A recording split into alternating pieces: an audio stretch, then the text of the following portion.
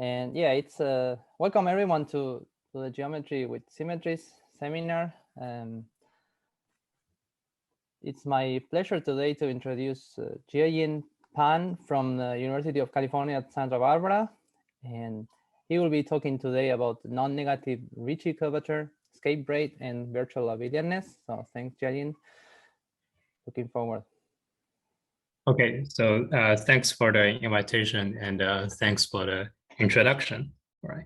So the title here says non-negative Ricci curvature, escape rate, and virtual abelianness. So I will introduce the notion of escape rate along the way, and this virtual abelianness is referred to the structure of fundamental groups. And so let's first take a look at some classical readouts. This is from Bieberbach that says if you have an M that is a closed flat manifold, so here flat means the sectional curvature are constantly zero on the entire manifold. Then for such a manifold, the fundamental group must contain an abelian subgroup of finite index, or we'll just say that pi1m is virtually abelian for simplicity. And you can say this is Z to the n, where n is the dimension of the manifold. So the question is, can we generalize this theorem to some extent? Because being flat is a very strong condition for sure. It turns out that this is still true for closed manifolds with non-negative Ricci curvature. This follows from the splitting theorem by Cheeger-Gromoll. So recall that Cheeger-Gromoll splitting theorem says if you have a complete manifold of non-negative Ricci curvature and suppose that your manifold contains a line, then the manifold must split isometrically as R cross. This is a metric product, so R cross n. So when you apply this to the universal covering of, say, a closed manifold of non-negative Ricci curvature, so let's say let's say the universal covering is this M tilde, then by the splitting theorem, it follows that the universal cover must split isometrically as RK cross n, and then this n must be compact. And this turns out to be a key point to prove that the fundamental group is virtually abelian. And later on, I'll say a little bit more about the proof, but right now, we just talk about a statement, right?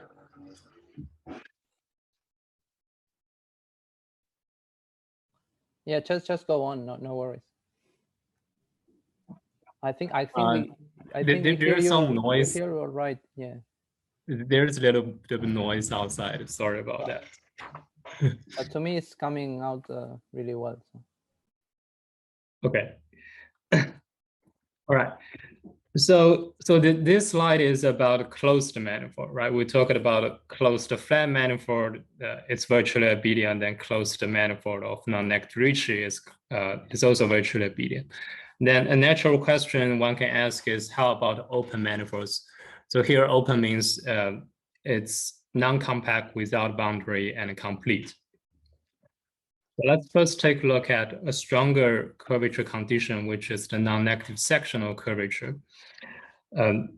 For this class of manifolds, we have this source theorem, again by Cheeger-Gromoll, says M must contain a closed, totally convex submanifold so that M is diffeomorphic to a normal bundle over S. And this S will be called the source of M.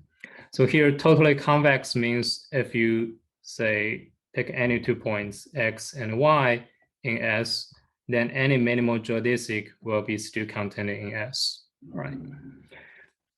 And also there is a Sharafdinov retraction, which is a one Lipschitz retraction mapping from the manifold to S. Well, for instance, you can consider, well, the easiest example would be a flat cylinder. Then its solve would be the circle factor here. And you can have say one Lipschitz retraction from the cylinder by cylinder, I mean the open one. So it's infinitely long from the manifold to the source, right? So as a consequence, Pi1m is actually virtually abelian. This is because you have a retraction from M to S. So Pi1m is the same as Pi1s, and your S has non-negative sectional curvature. And we know that such a manifold has a fundamental group that is virtually abelian. Then secondly, if you start your base point in the source, then for any element inside the fundamental group, one can always pick a minimal representing geodesic loop that is containing S. So this means among all the loops that are representing the element gamma, you pick the one of the minimal length, and this will be a geodesic loop. Well, it must be containing, you can always find one that is containing S, because let's say you have one that is outside S, then you can, you say you have a sigma that is outside S, then you can apply this retraction to that. That will map this loop into the source, and it has length at most that of sigma, right? So it'll be shorter, possibly. So that's why you can always find a minimal one that is contained in the source, right? And this S is compact, yeah. Okay, so that's about sectional curvature. Then we continue to take a look at non-negative Ricci curvature. And in the last slide, we have these two properties. The first one says fundamental group is virtually abelian. And then the second one says you can always find a minimal representing geodesic loops that is contained in the source. And it turns out that if you weaken the condition to non-negative Ricci curvature, then these two properties will fail in general. So for the virtual abelianness part, the first counterexample is constructed by Guofang Wei. Then also a follow-up work got by Welking. So together, this result says any finitely generated virtually nilpotent group can be realized as the fundamental group of some open manifold with positive Ricci curvature. So in other words, we cannot expect virtual abelianness holds in general, all right? Then secondly, regarding the boundedness of the representing loops, it is proved by Sommerly and Wei that in general, if you assume, say, positive Ricci curvature and your fundamental group is infinite, then it turns out that this representing geodesic loop will always escape from any bounded sets. So you cannot find a bounded set that contains all the representing geodesic loops of the fundamental group, right? So it turns out these two properties are not true for non-negative Ricci curvature. So let me say a few words on nilpotent groups, because here I mentioned that any finitely generated virtually nilpotent group can be realized as the fundamental group, right? So let's see how far it is away from being abelian. So abelian groups are nice. We all know that it's commutative. In other words, if you take the commutator, so this is the group generated by all the, say, GH, G inverse, H inverse. So GH in capital G is the group generated by all these elements.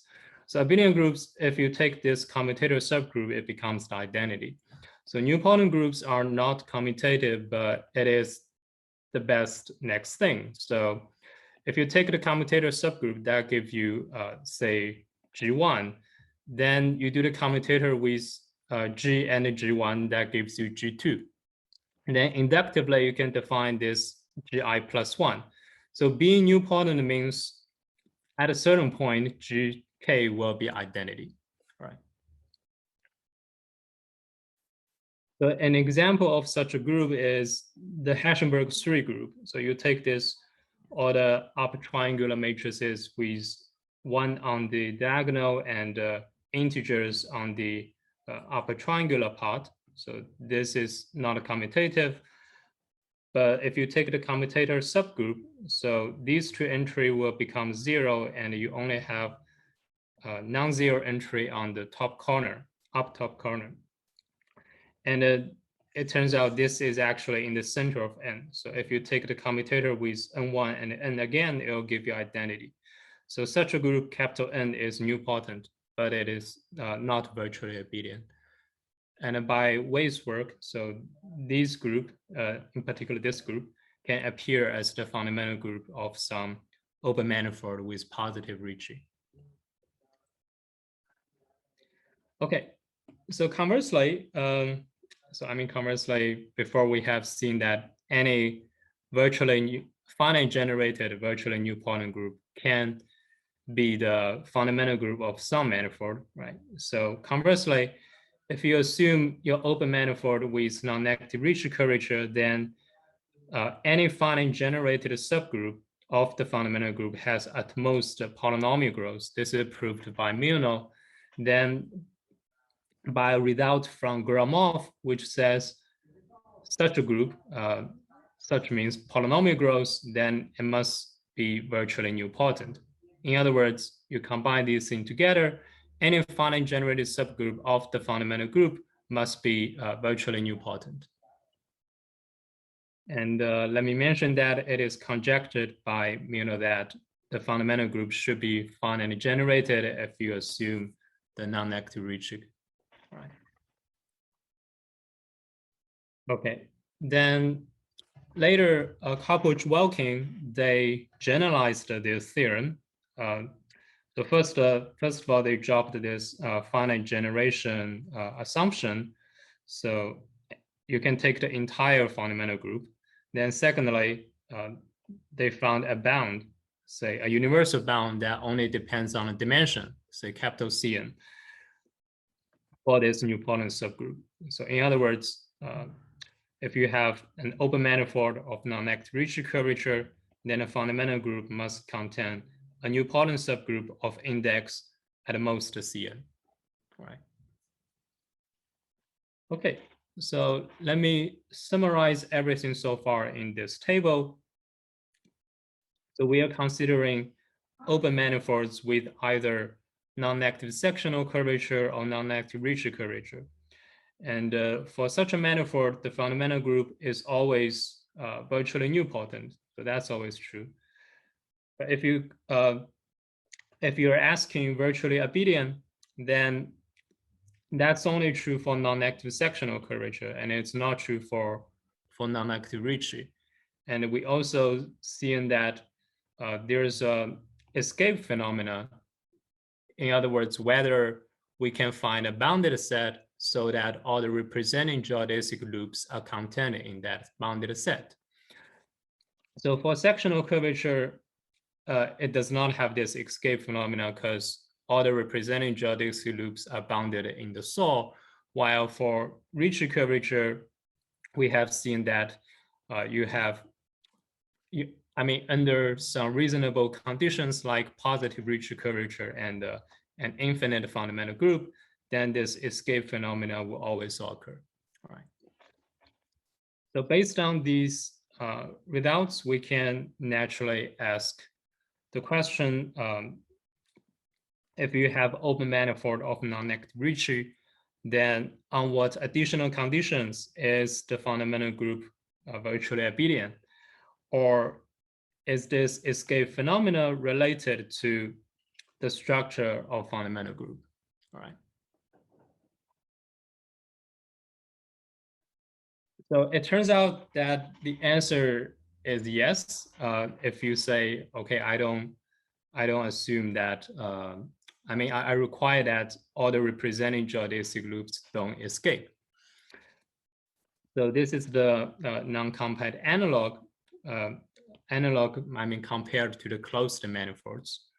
So this readout also follows from Cheeger-Gromoll splitting theorem. So again, we assume M is an open manifold of non-negative Ricci curvature if there is a point so that the fundamental group at that point, and you take all the representing geodesic loops. So again, that's the one of the minimal length. if you assume all these loops are contained in a bounded ball, then it turns out that the fundamental group has to be virtually abelian. So instead of saying the manifold itself to be closed, we say that all these representing geodesic loops are in a bounded set, and that is enough to get the virtual abelianness, right? So let me say a few words on the proof. So an easier way to explain this is you assume, say, pi1m is nilpotent, because it is, right? It's virtually nilpotent. So you can always take a nilpotent subgroup of finite index. If you can find an abelian one in that nilpotent subgroup of finite index, then you're done, right? So let's say your M is closed. So that's for this case, we know that the universal covering will split as, say, Rk cross N, and this N is compact, right? And then its isometry group will also split as, say, isometry Rk cross isometry N. And because this N is compact, its isometry group, this guy must also be compact. This is a compact Lie group, all right? Then we are considering the fundamental group. So let's write the fundamental group, say, gamma as pi1 and p, all right? So the fundamental group would act naturally on the universal covering by path lifting. Then in this way, we can view gamma as a subgroup of the isometry group of the universal covering, right? So it's in such a product. So there's a algebraic fact that if you have gamma being nilpotent and it's contained in, say, some isometry Rk times a compact Lie group, well, this is also a Lie group, then gamma is virtually abelian, right? Okay, so now if you assume the manifold is open, so if your M is open, your universal covering, you can still do the splitting so that this capital N does not contain any line, but this N may not be compact. So N may not be compact. However, you can still view the fundamental group inside some, say, isometry Rk cross K. And this K will be a compact subgroup that is contained in isometry of N. Okay, so this isometry of N may not be compact, but it turns out that you can find a compact subgroup so that gamma is contained in that under this assumption. So again, so why is that, Jiayin? You mean why this K is compact? No, why can you find such K containing gamma? Yeah, so there's some argument involved here. So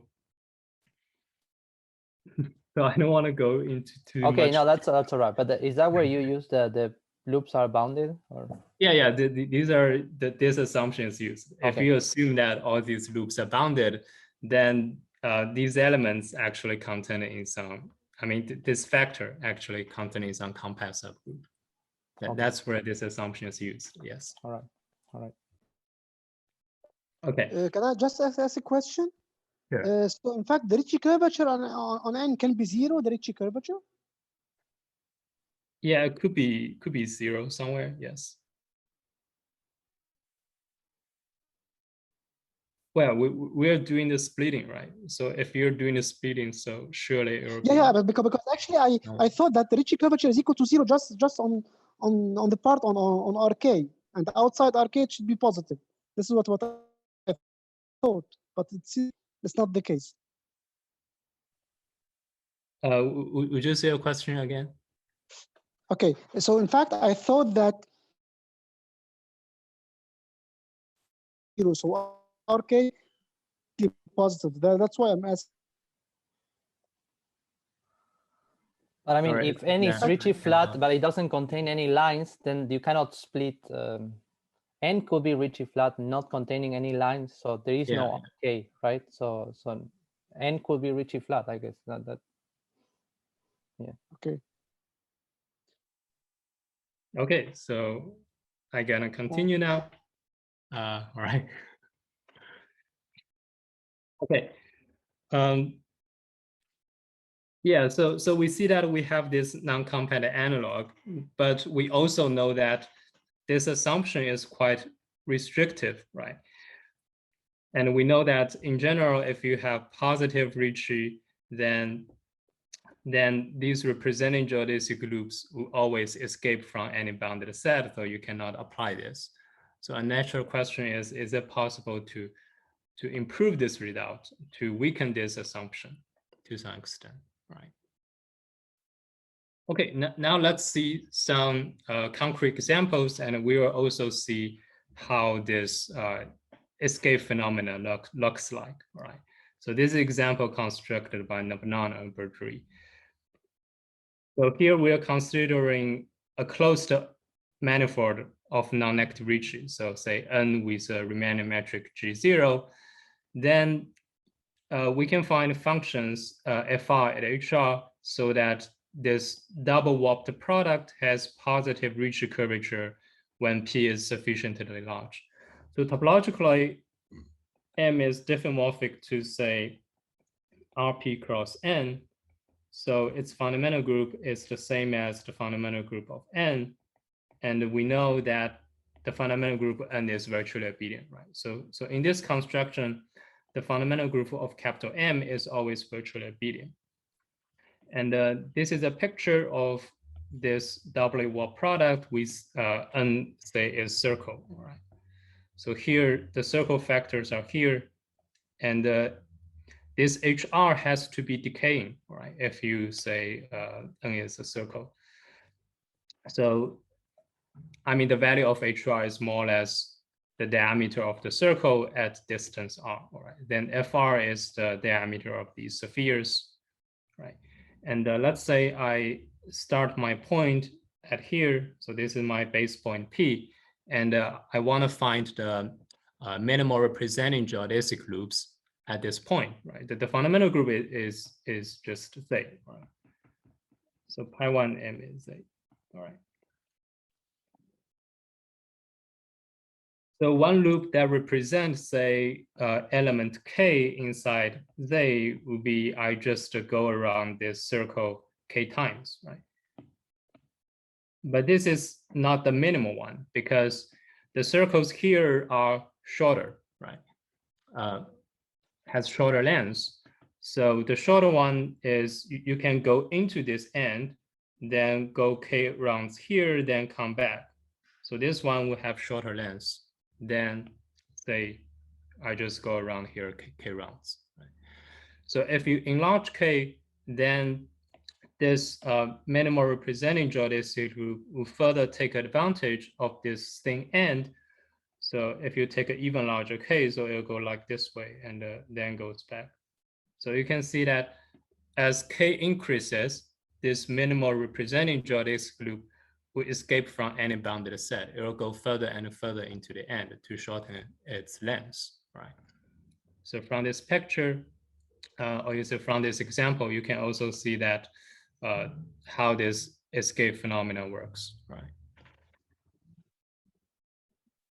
Okay, so let me also say a few words on waves construction. So that's the first example with positive Ricci curvature and a nilpotent fundamental group. So let's take N tilde as a simply connected nilpotent Lie group and take, this should be gamma, sorry about that. Take gamma be a lattice in N tilde, then N as the quotient, N tilde modular gamma will be a compact one. So this compact manifold will admit a family of Riemannian metrics with parameter R, and its Ricci curvature is almost non-negative. So it does not admit, say, any metric of non-negative Ricci curvature because the fundamental group is not virtually abelian, but it does admit a family of matrix that is almost non-negative Ricci, right? Then for suitable warping functions, say f, we can construct this warp product so that it has positive Ricci curvature. So again, so topologically, this is diffeomorphic to say RP cross N. So the fundamental group of M is the same as that of N, so it's gamma, right? And then in her construction here, the diameter of this NR decays at a rate, say R to the negative alpha for some positive parameter alpha. All right. So you can say that this warping function has polynomial decay. All right. Okay. And you can also construct one with a logarithm decay, actually. Yes. Could you say a little bit about what's the behavior of f? The function f, You like you mean here? yes, yes. So this function, how would this look like? How would it look like? It'll be an I forgot the exact formula, but it'll be an increasing function, and so I think that the more important thing here is how this GR looks like, and FR is you can tweak it and eventually make it positive Ricci. Okay, that's fine. I mean, there's a formula. I'm so sorry, I forgot how FR really looks like. Growth like a square root of R. Okay, thank you. Okay. Okay, good. Just one question, please. F of 0 should be 1 in this case or no? F of 0. F of 0, I think it should be 0. 0? Yeah. I mean, the matrix should diverge at the point 0 or should converge? It's a 0, right? Yeah, You I want think to it's 0. So, put this as a Rn, yeah, Rp, Yeah. right? H1 is not 0. yeah. No, I mean H0 is 1. But I mean, for R is equal to 0, you should get SP cross N. Yeah, you should think of say RP as the double product, right? Sorry, not the double product, but just warped product. So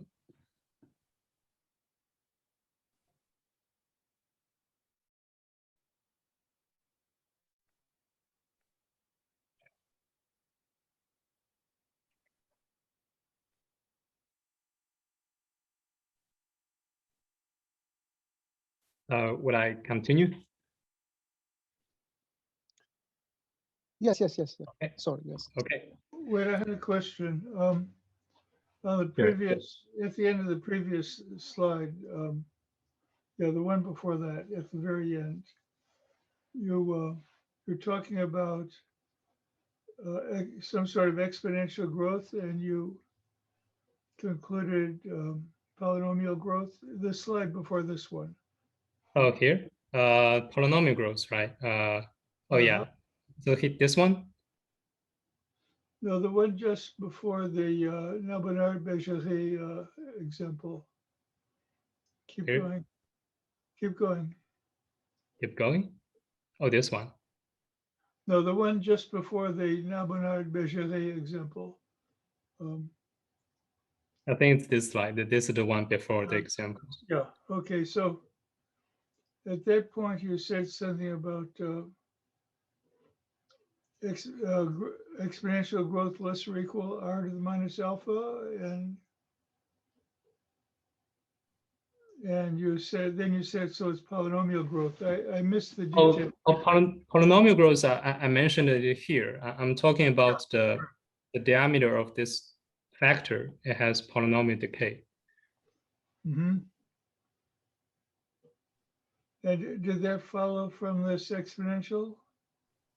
That follows from this construction. You basically you check what's the what's the warping functions involved here. Okay. Okay. I mean, this is not some, it's not some theorem says as long as something is true, then it has to be polynomial decay. This is by looking at this construction. Okay, so look at the construction later. Okay. So this next example is warping a circle, but this HR. So recall that basically measures the diameter of the circle factor at distance r. So this one has a logarithm decay. You can basically mimic Wade's construction, then construct this example. But the thing I want to point out here is it's impossible to construct a similar one that warps a nilpotent manifold. All right, so you can do this for a circle, but you cannot do this for a nilpotent manifold. One reason to say this is, okay, I tried, it didn't work, but there will be other reasons later on. All right, so although this NR would still admit, say, a family of Riemannian metrics with almost non-negative Ricci curvature, but now with this logarithm decaying. But it turns out this would be the dominating term when you do a warping product, and you cannot raise the power to get rid of this negative term. So that is one way explaining. I know it's not a good reason, so I'll talk about that later. All right. Okay, so here the question raised is any other reason, say, why we cannot use a logarithm decay function to warp a nilpotent manifold while keeping the Ricci curvature, keeping the Ricci curvature positive. Well, other than saying I tried, it didn't work, right? So a different way to phrase this is, let's say for warped products, is the decaying rate of the warping functions somehow related to the structure of fundamental groups?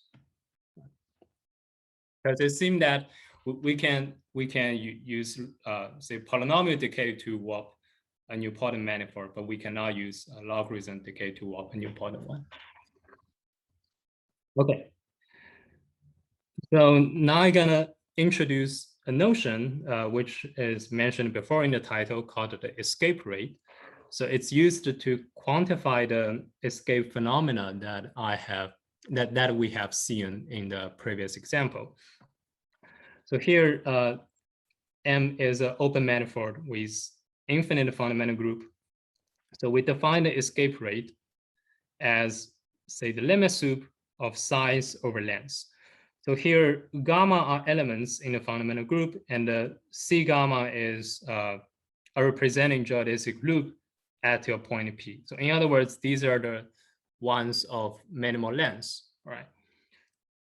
So size just means, let me draw a picture here. So let's say this is my base point P, right? And I can find this C gamma that represents gamma and it has the minimal length. Then size just means you find a ball centered at a P that contains this loop and with the smallest possible radius, right? So this will be the size, right? So here, this absolute value of gamma just means the length of gamma, or you say the length of C gamma. Okay, then you let these gamma becomes longer and longer, and you take this limit sup of this quotient, and that's defined as the escape rate. Right? So basically, it measures how fast it escapes any bounded set compared to its length. Right? Okay. So let me make some remarks on this concept. First of all, this escape rate is always less than or equal to 1/2. This is because for any geodesic loop, right? So the furthest it can go is half the length. So that means size is at most 1/2 the length, right? So size over length is at most 1/2 because there's a loop. It goes forward and it needs to go back at a certain point, right? So the largest size is half the length, right? Then it's proved by Sommerny, although she did not use exactly this name or concept, but this is actually what she proved. If the escape rate is strictly less than 1/2, then the fundamental group is actually finite generated. Right. So yeah, we are talking about non-negative Ricci. Sorry, maybe I should mention that. But I think this works for. Yeah, I think that this works for any without curvature condition. All right. So then, if we assume, say, all the representing geodesic loops are contained in a bounded set, then that means my size is always bounded by capital R, while my length still goes to infinity, right? Then that would imply the escape rate being 0. But escape rate being 0 also includes more cases, actually. You can assume, say, your size goes like a sublinear rate compared to its length, right? Then you will still have 0 escape rate. And it turns out that there, well, sorry, I need to say this first. Well, if you assume non-negative Ricci curvature, then this 0 escape rate does not depend on the base point. This is not trivial, so it does not follow directly from definition. You have to do some extra argument for that, right? But if there is some point so that you have escape rate 0, then you have 0 escape rate everywhere, actually. Okay, the next one is about the examples we have seen, these double warp products. Say there's a circle and you have this h as a decaying function, right? So if this decaying function has a limit, has a positive limit, then escape rate has to be 0. If it decays, say at polynomial decaying, so that's in waste construction, then this manifold has positive escape rate, and that's related to this alpha, right? Then finally, if it has this logarithm decay, then escape rate actually is 0. So you can also think this, let's go back to that picture. Sorry for going back so many slides. You can, so here we explain how this escaping phenomena happens, right? So if this HR decays faster, then you can think of, I'm gonna take more advantage of this thin end. So I will go further into the end. So intuitively, the faster your HR decays, then the larger the escape rate you will have, right?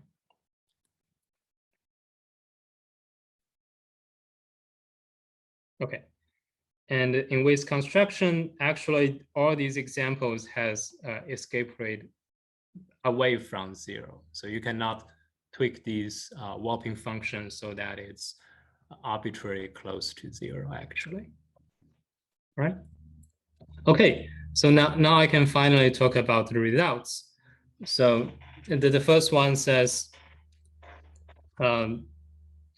if you assume non-negative Ricci curvature and a 0 escape rate, then the fundamental group is virtually abelian.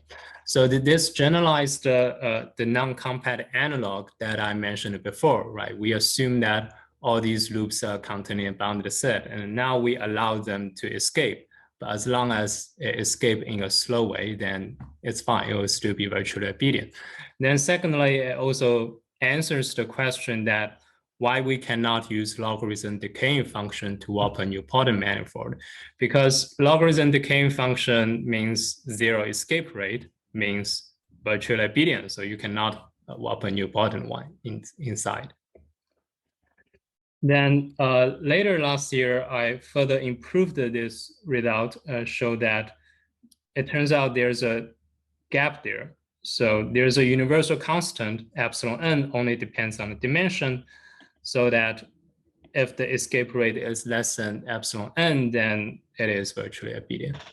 So this also matches waste construction, that you cannot tweak the function so that it's arbitrarily close to 0. So there's a gap between 0 and the positive ones. I mean, a gap in terms of being virtually abelian. All right. And the converse is not true. So you can have fundamental group equals to Z, but escape rate pretty large in the sense that it's close to the maximal value 1/2. Okay. Sorry, but can you compute this escape rate on the Heisenberg group?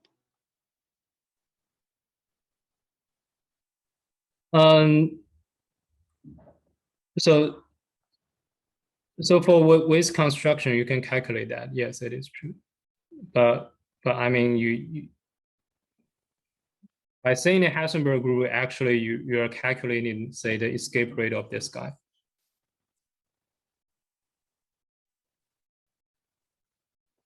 Because here we're talking about open manifolds.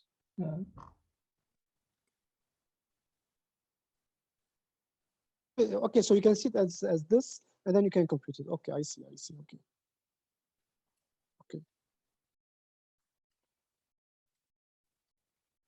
Okay. And sorry, one again. Sorry for my several questions.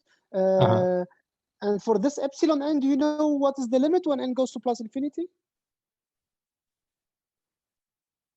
Yes, here. What is the limit? I don't. So in the proof, so this is not explicitly given. So it's I just say there exists such a constant. And so from the proof, it seemed that as n goes to infinity, this will goes to 0. Okay, I see. Okay, thank you. Okay, let me say a few words, actually not just a few, so on the idea of the proof, right?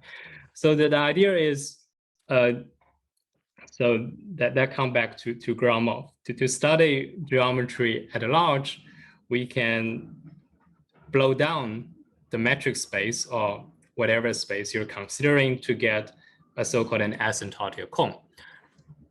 So here we're considering so-called pointed Gromov-Hausdorff convergence.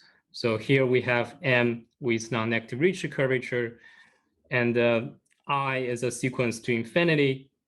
Then we can blow down this sequence to get a limit. And we'll call this limit space an asymptotic cone of capital N. For instance, if you consider a cylinder and you blow it down, then the circle factor becomes smaller and smaller and it eventually disappears in the limit. So this cylinder has an asymptotic cone as like a real line, right? Well, in general, it's not that nice, so it may not be unique, actually. And here we are considering the fundamental group, so it's natural to also include the universal covering, and now we have a group action on that, right? So we can also apply this idea, so give a sequence I to infinity, then the space will converge, say, to some capital Y, and this group action will also pass to the limit. So this G acts isometrically on the limit space capital Y, right? And we call this YYG as an equivariant asymptotic cone, right? So again, let me draw a picture here. So let's again consider, I need to move it down a little bit. So let's again consider the cylinder. It has a fundamental group, say, and its universal covering is R2, right? And these are the orbit of the origin, right? Then as we blow down this space, you can see that these orbit points becomes closer and closer to each other. Then eventually you can imagine that they come together as a real line.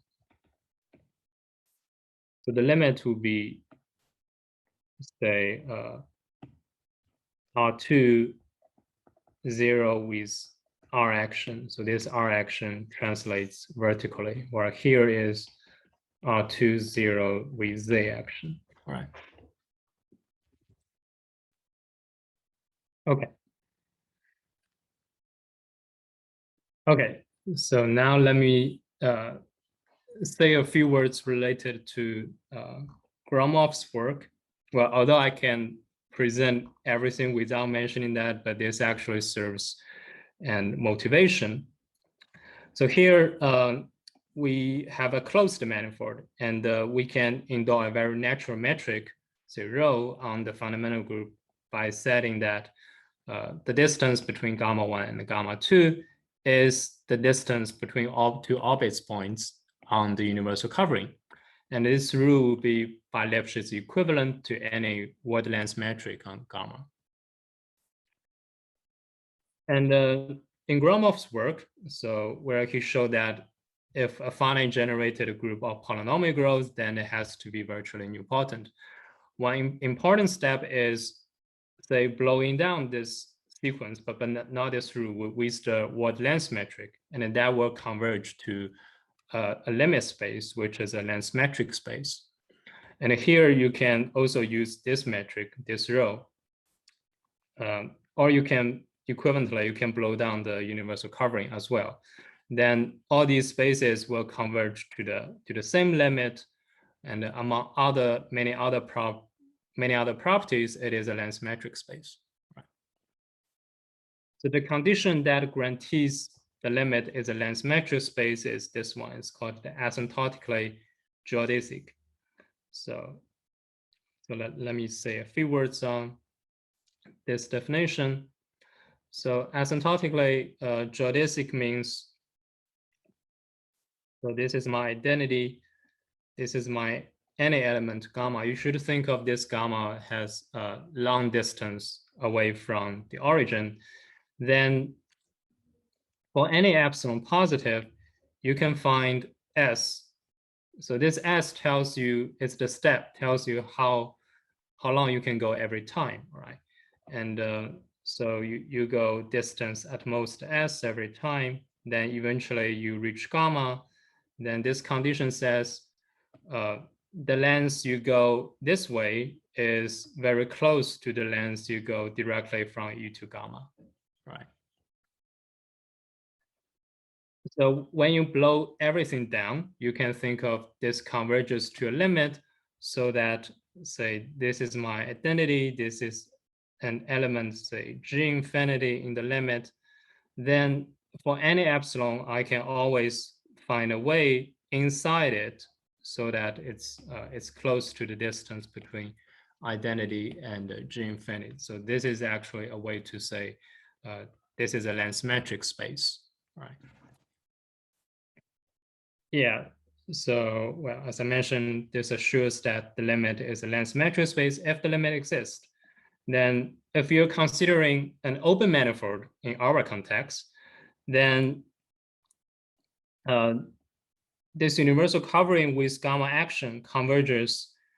And if you assume this orbit is asymptotically geodesic, then the limit orbit is actually geodesic in the limit space. So geodesic means for any 2 points, you can find a minimal geodesic connecting them that still stays in this subset, right?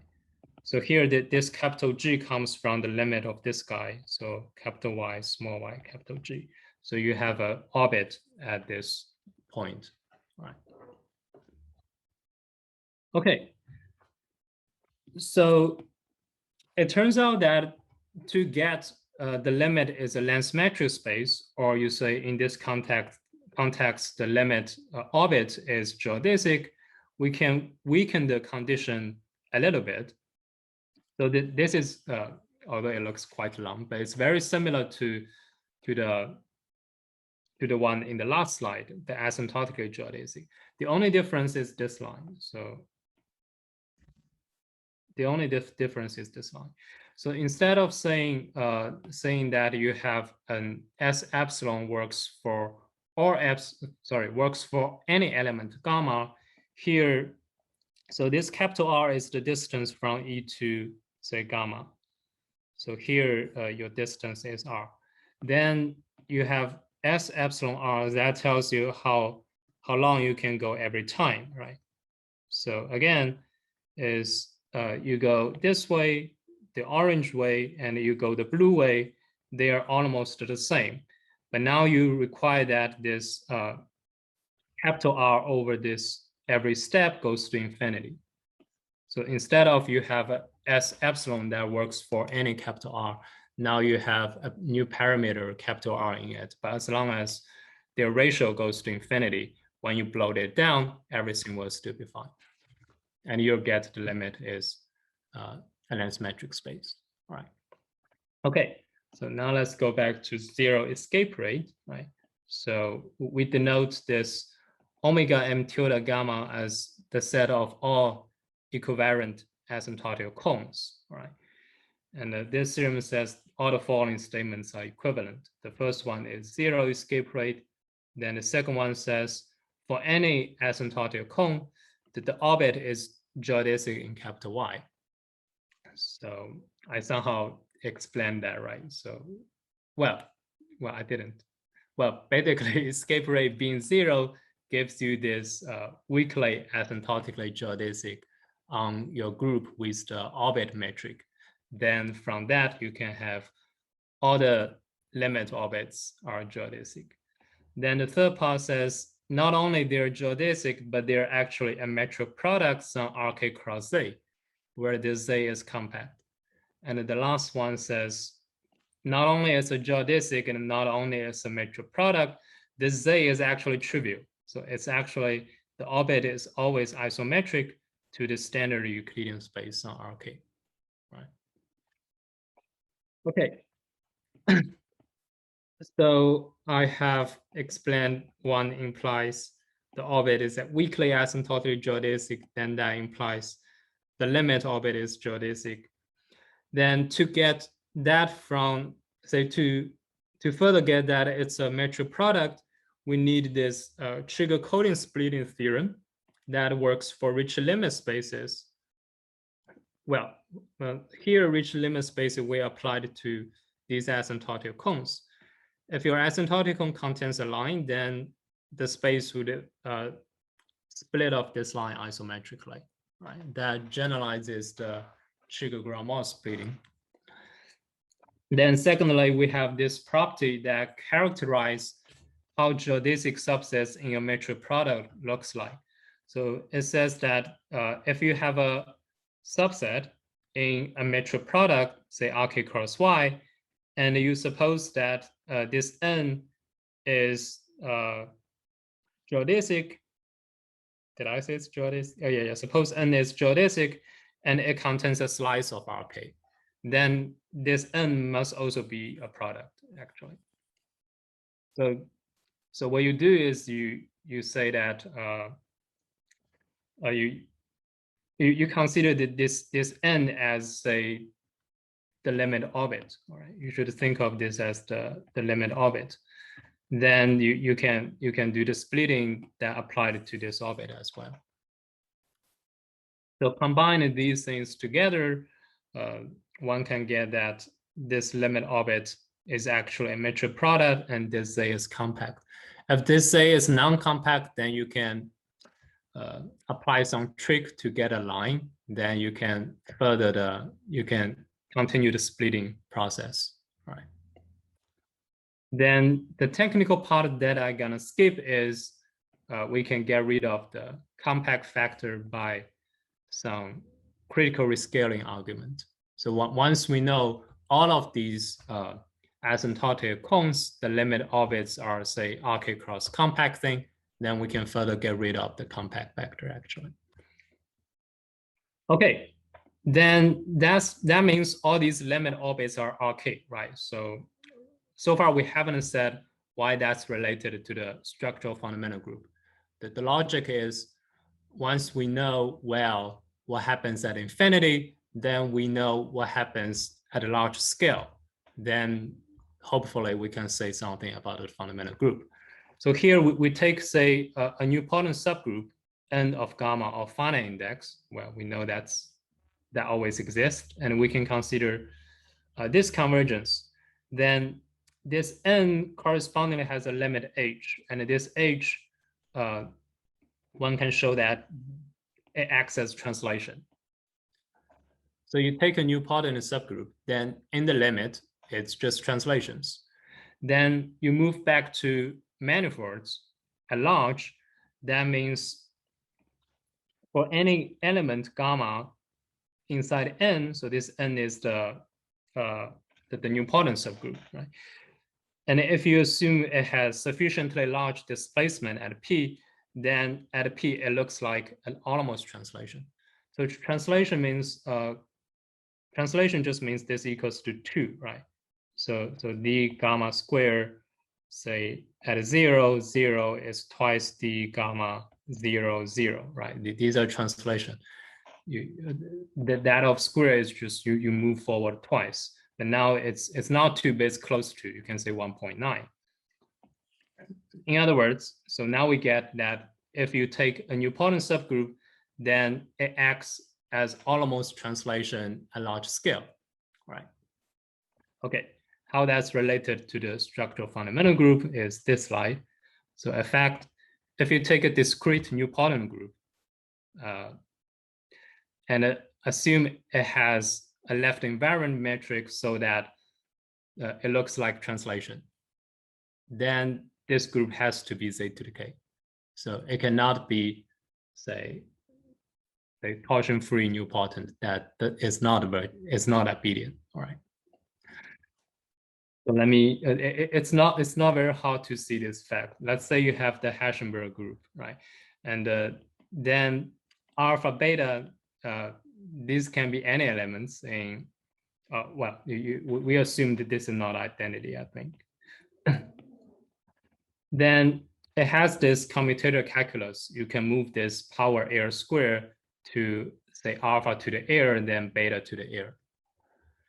Then for air equals to some power 2 to the p, we can estimate the length this way, right? So this step is just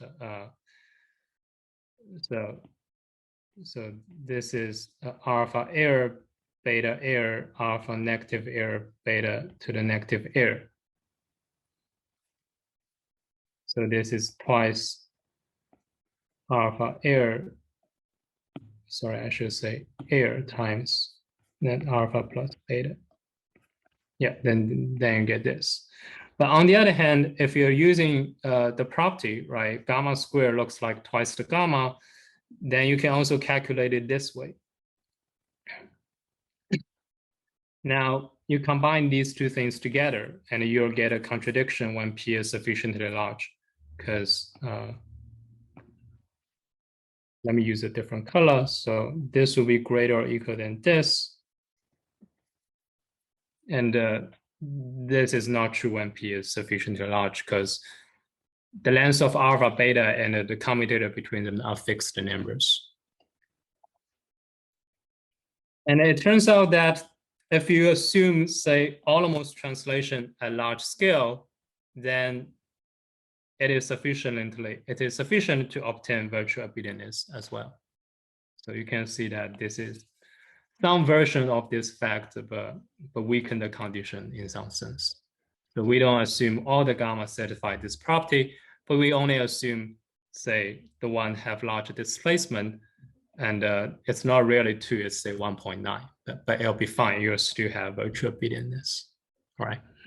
So that's more or less the argument. I don't think I have time for escape rate. So I mean, so for the escape rate gap case, so very small. So I'm gonna skip that, and I'm gonna end with a question here. So the question is, suppose that the universal covering has Euclidean volume growth, then does that imply 0 escape rate? So one of the readouts of mine, but in a different work, so says, I need to say this area is so this area is the Euclidean volume growth rate. In other words, it's the volume of here we're considering the universal covering. So you compare the R-bar in the universal covering to the standard R-bar in Rn. And this limit is always between 0 and 1. And if it's positive, then we just say it has the Euclidean volume growth. So it turns out that if this area is very close to 1, so that's the 1 is the maximum possible, right?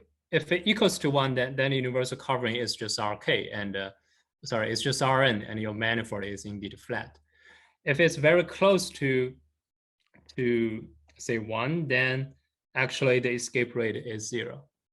And you can also assume, say, the universal covering has a unique asymptotic cone, then as a metric cone. I'm assuming universal covering has Euclidean volume growth. So asymptotic cones, okay. So under these two conditions, it turns out that either of these two, it turns out that the escape rate is 0. So this question asks whether it is true if you just assume, say, the universal covering has Euclidean volume growth. So if true, then we can say that the fundamental group is finite generated and it's also virtually abelian. And moreover, it's possible to bound the index of this abelian subgroup as well. Only depends on the dimension and the volume growth rate. All right. I don't know how to do this. Okay, so I think that's all. Yeah, I'm almost running out of time anyway. Yeah. Thank you very much, Jiayin. Yeah, thanks everyone for attention. Thanks for a nice talk. Are there any questions, comments for the speaker?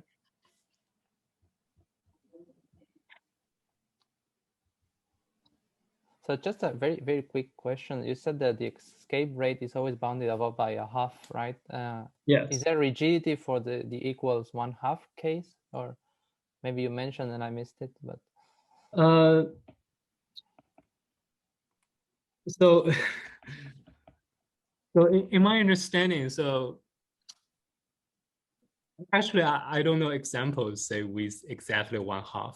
So if you assume non-negative Ricci curvature, in general, if you say you can use the wall product, right, and you use say exponential decaying function to warp say a circle, then that will have say 1/2 decay. Sorry, 1/2 escape rate, but that certainly does not have a non-negative Ricci curvature. Right. Okay. So no known example. All right. Well, for non-negative Ricci curvature, I don't know example. Yeah. Okay. Are there any other questions for the speaker? Well, if not, let's thank Jiayin again for a very nice talk. And we meet again in 2 weeks for a talk by Fernando Galaz Garcia. So I hope to see everyone there.